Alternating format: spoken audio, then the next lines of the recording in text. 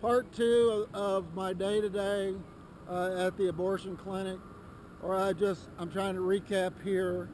So we talked. I got to personally one on one myself by myself talk to a man and a woman one on one and assured them that we would pay for everything. We had people waiting to adopt.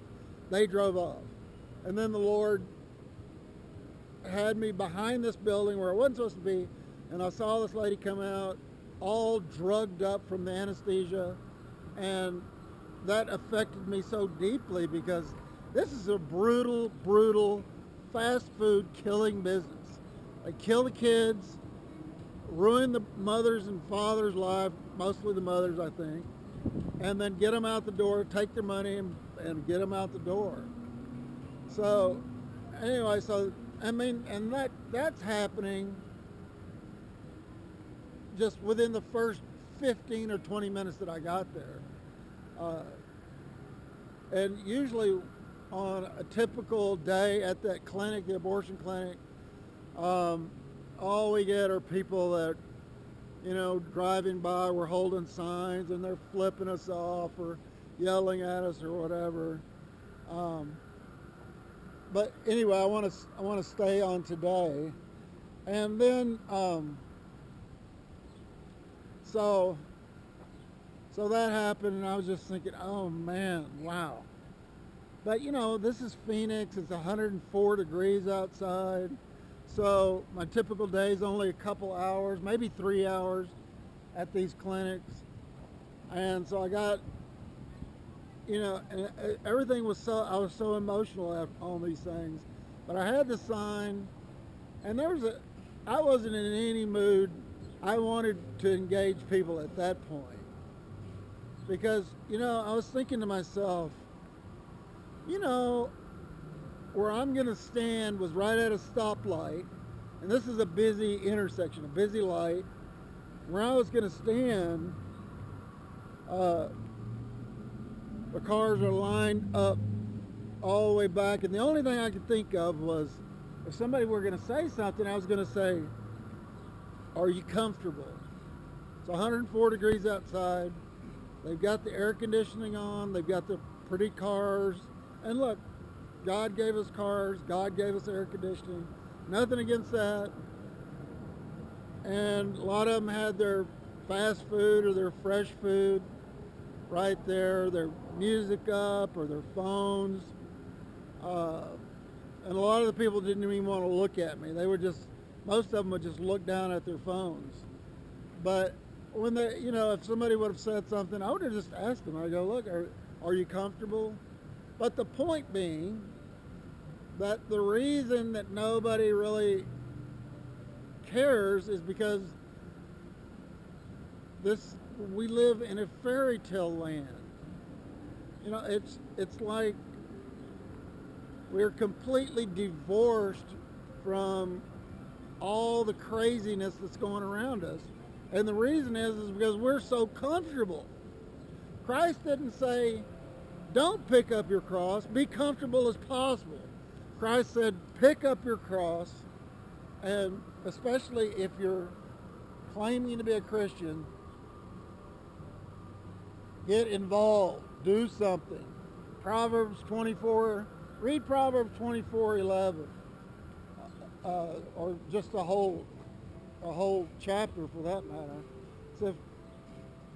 It says, stop those people or help those people that are being led away to death. I don't have it memorized yet, but I should. But at any rate, and you people probably there's a million commands and there's a million verses in there that talk about creation. God created. God knit you, Psalm 139, God knit you together in your mother's womb. Or the Apostle Paul says, God set me aside from my mother's womb. Jeremiah, God set me aside from my mother's womb. Isaiah, God set me aside from my mother's womb. So, it's a different angle. We can talk about being created, or we can talk about being evolved from some primordial puddle, graduating to a fish, graduating to a monkey, and then eventually graduating to a human being after that. But normally people won't go that far. Normally people will say, yeah, I think we were created by God. And then once you get them to that point, then you can say, well, God's going to come back and judge us.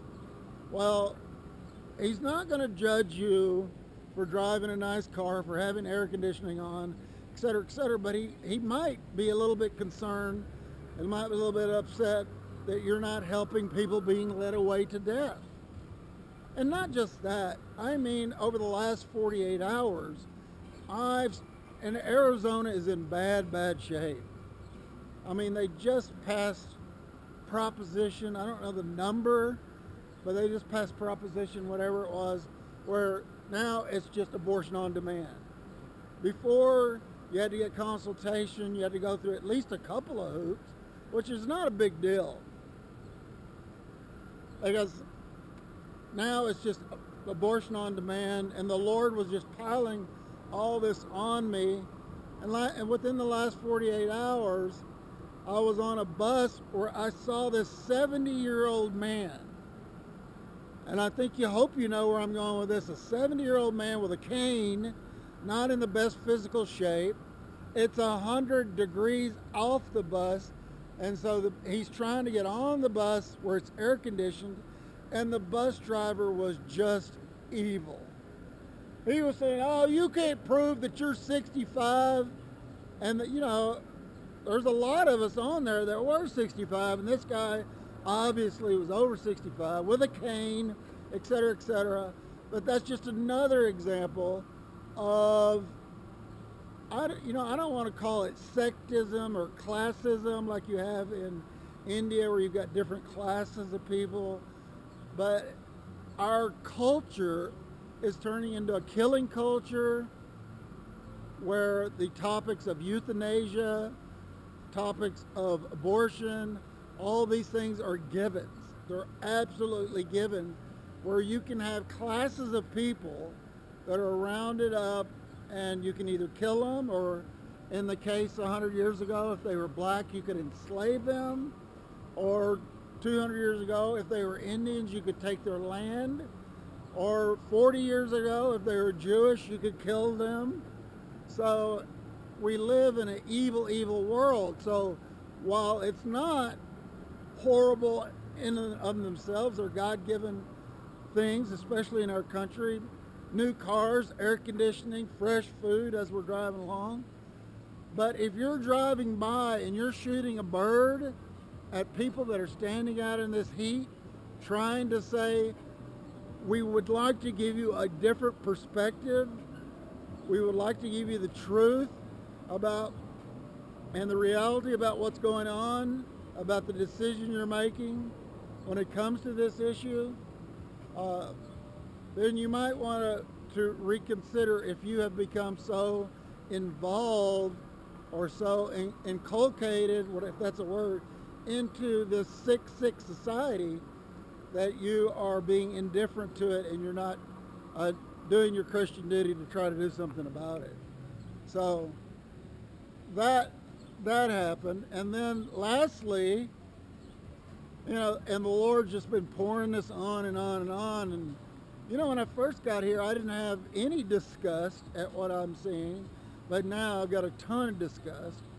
But I read a newspaper article just 24 hours ago where some of the organizations in here that reach out to the marginalized, the impoverished, the poor, they are the city, and the article I read was about the Tempe, Arizona City Council was trying to make it so ridiculously expensive in the form of permits, et cetera, for some of these nonprofit organizations were going to the different parks. They were going and trying to get people off of drugs, to get food in their bellies, to try to give them opportunities for employment, et cetera. Well, the Tempe government was saying, no, this is America. Let all these marginalized, poor, homeless people, let them pull themselves up by their bootstraps. because we're not going to allow you to go on to any public property anywhere and help them without paying an exorbitant amount of fees and issues. But you know, when this became public and the newspapers got a hold of the story, the local news stations got a hold of it, all of a sudden the city of Tempe became moral all of a sudden, and they dropped all the charges. And they think the story's gone away, but if they could have gotten away with it, then they would have. But anyway, so you've got the marginalized, you've got the elderly, you've got the unborn, all of this. You know, and I know that that the Lord impressed all of this on me within this short period of time over the last few days, and it's had the desired effect. Now I'm only going to be here for, God willing, for another week, and then I'm going to Salt Lake City, God willing, where it's not 104 degrees. It's probably going to be about 20 degrees cooler than that, which is fine with me, nice with me. But Apologia, the people that are teaching me about all this stuff, how to confront people, how to talk to people, they have a planted church down there in Salt Lake City. Really, it's a little town south of Salt Lake City. But I'm going down there, God willing, for maybe a month or so, hopefully get a little bit of work there so I can quickly move on if I need to. We'll just see.